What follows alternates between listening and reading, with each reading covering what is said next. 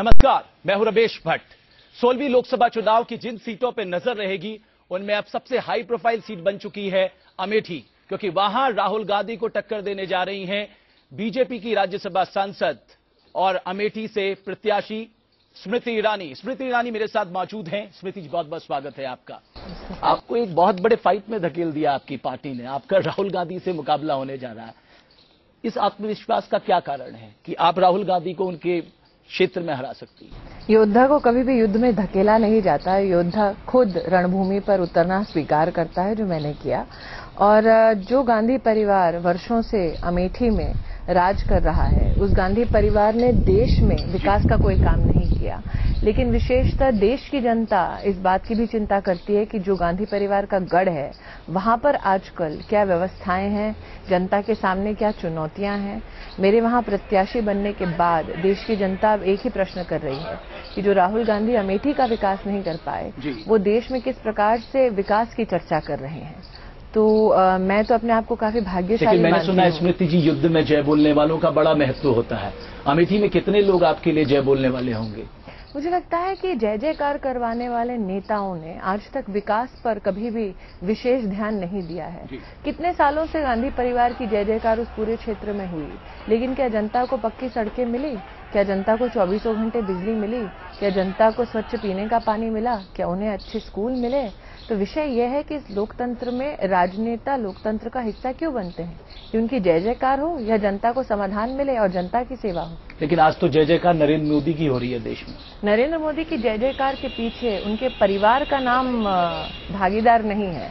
नरेंद्र मोदी की जय जयकार के पीछे उनका अपना काम, जो खुद जनता को प्रत्यक्ष रूप से दिखाई देता है, उनका अपना नेतृत्व जो खुद जनता को प्रत्यक्ष दिखाई देता है, ये कारण है जिसकी वजह से जनता उनकी सराहना करती है। आप कह रही कि अमेठी में काम नहीं हुआ।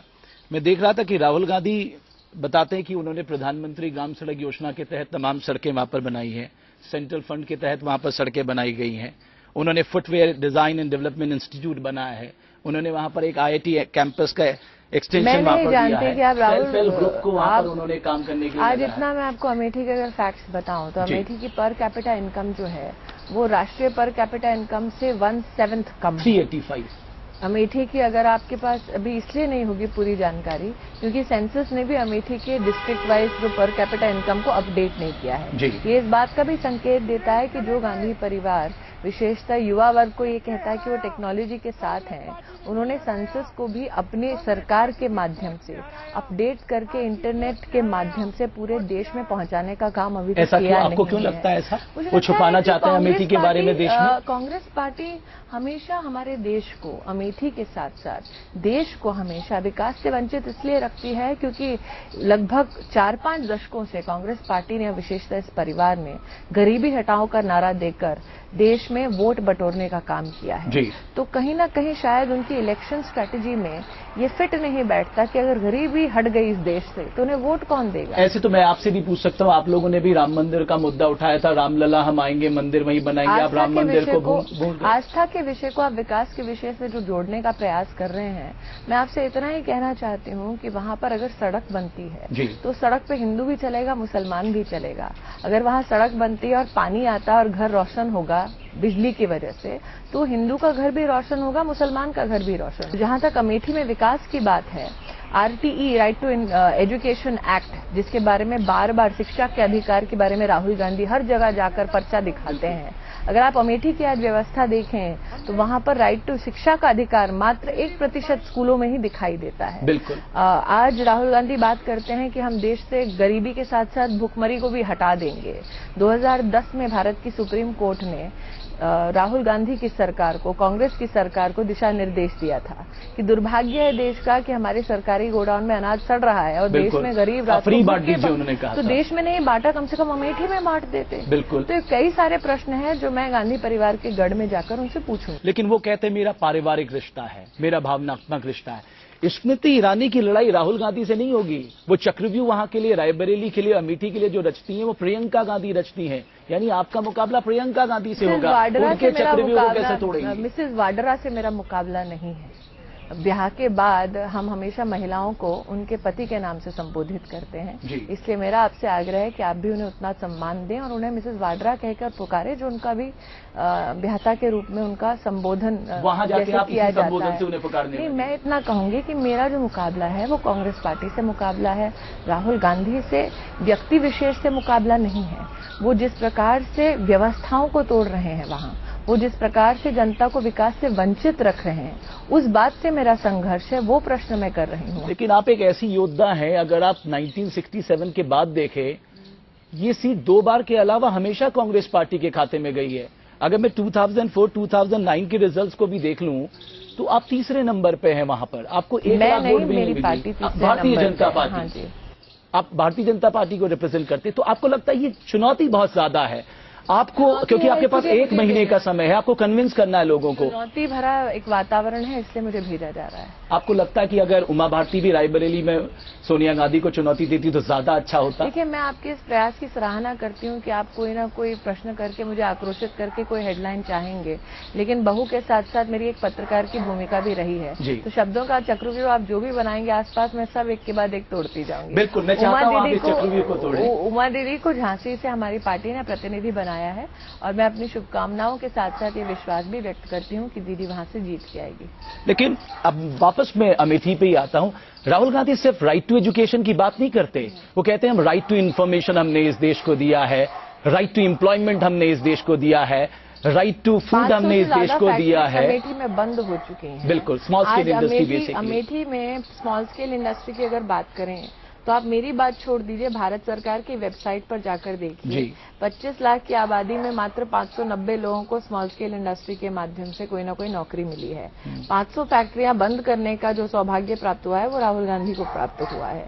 तो जब आप बात करते हैं कि मात्र शिक्षा का अधिकार ही एक अधिकार नहीं है जिसके बारे में बात करते हैं, रोजगार का अधिकार के बारे में भी अगर चर्चा होती है तो प्रश्न ये है कि देश में तो रोजगार नहीं दिया, कम से कम अमेठी में तो देते। देश में सड़कें नहीं बनाई, कम से कम अमेठी में तो बनाते। फिर वो जीत क्यों रहे होंगे स्मृति ईरानी जी? मुझे लगता है कि परिवार की भावना के बारे में जब आप बात करते हैं तो एक गृहिणी होने के नाते, एक महिला होने के नाते मेरा ये मानना है कि जो अपने परिवार की भावनाओं को सम्मान ना कर सका, जो अपने परिवार के सर पर छत ना दे सका, मुंह में रोटी का निवाला ना दे सका, अपने परिवार में बच्चों को सक्षम करके उन्हें रोजगार ना दे सका, वो समाज का कल्याण क्या करेंगे? जैसे ही आपका कैंडिडेट डिक्लेयर किया गया, आपने पहला पॉइंट ये रखा कि साहब मैं ये मुद्दा उठाऊंगी कि राहुल गांधी ने पार्लियामेंट में, खासकर लोकसभा में, अपनी कॉन्स्टिट्यूएंसी को लेकर ना कोई सवाल पूछा, ना उन्होंने कोई मुद्दा उठाया, जो एक सांसद का काम होता है अपने क्षेत्र की बात को उठाना। तो क्या आप इसे आगे बढ़ाने जा रही हैं? देखिए, मैंने जनता के बीच में एक ही प्रश्न रखा कि 10 साल से गांधी परिवार, कांग्रेस परिवार सत्ता में थी। लोगों की अपेक्षा ये होती है कि अगर सांसद स्वयं सत्ता में है, सरकार में है, तो पूरे क्षेत्र का विकास जरूर होगा। तो जिन लोगों ने सत्ता में रहकर विकास नहीं किया, अब ऑब्वियसली सबको दिखाई दे रहा है कि कांग्रेस विपक्ष में बैठने की तैयारी कर रही है, तो विपक्ष में रहकर वो कैसे उस जनता का अथवा क्षेत्र का कल्याण कर पाएंगे?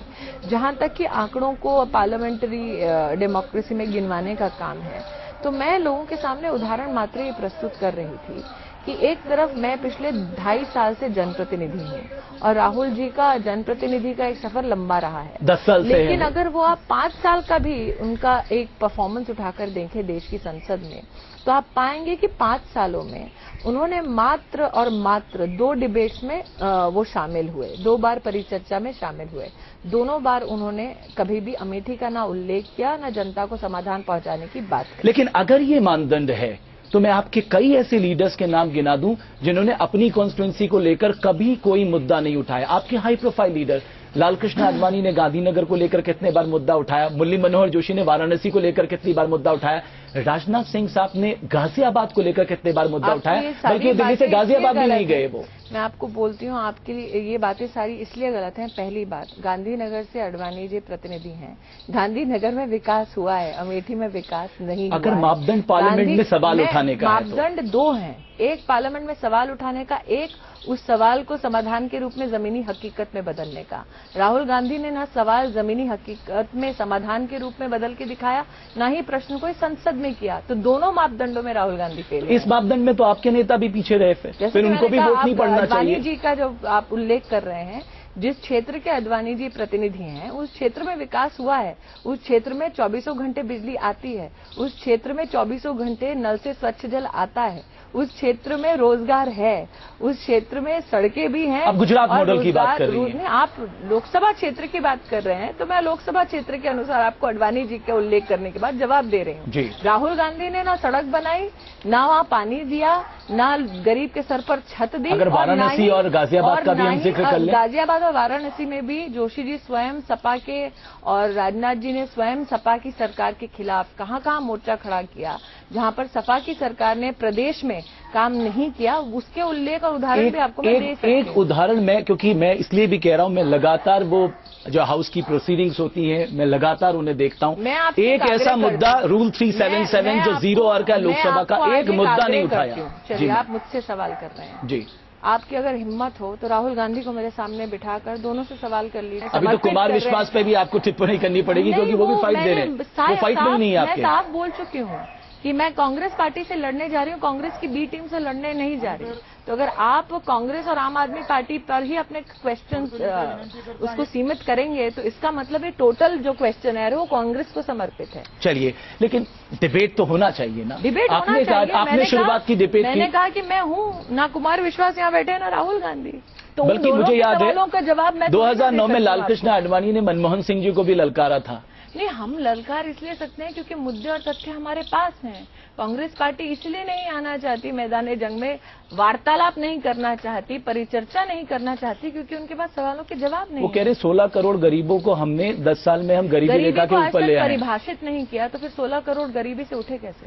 तो अगर वो तो कह रहे हैं कि हमारा मापदंड 28 और 32 रुपए का है, गुजरात का 11 और 16 रुपए का है। जो मापदंड है देश में गरीबी का वो प्लानिंग कमीशन ही देती है, जो कांग्रेस के नेतृत्व में चल रही है और कांग्रेस के ही बहुत चहेते और प्रमुख अर्थशास्त्री उसका नेतृत्व कर रहे हैं। तो मेरा प्रश्न ये उठता है कि जब कांग्रेस पार्टी की सरकार ने गरीबी को परिभाषित ही नहीं किया, जिस चीज की परिभाषा नहीं हुई है वो लोग उससे उभरे कैसे? फिर मुझे बहुत ताज्जुब होता है कि मंडे को फर्स्ट फेज के चुनाव हो रहे हैं और आपका मैनिफेस्टो अब तक नहीं आया। हमारा मैनिफेस्टो मंडे को आ रहा है। चौंकाने वाली बात नहीं, हमारा मैनिफेस्टो मंडे को आ रहा है।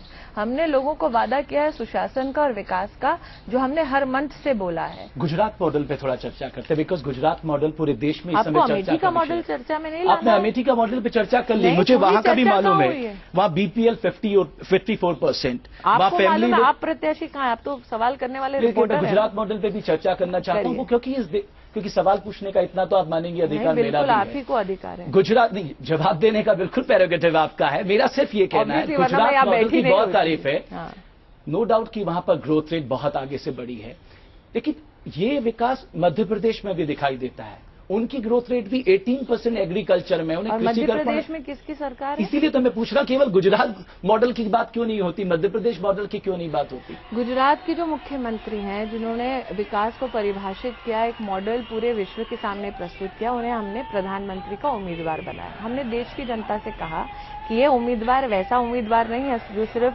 भाषण कला के आधार पर आपका वोट बटोरना चाहता है। ये उम्मीदवार वो उम्मीदवार है जिसने जमीनी हकीकत में विकास करके, तब्दील करके, जनता के जीवन को सुधार के फिर इस नेता को हमने उभार कर राष्ट्रीय स्तर पे पहुंचाया है। तो चूंकि नेता हमने वहां से चुना है तो स्वाभाविक है कि वो नेता, उनका जो एक इतिहास रहा है, उनकी जो एक यात्रा रही है, उनका जो काम रहा है, उसके बारे में चर्चा करें।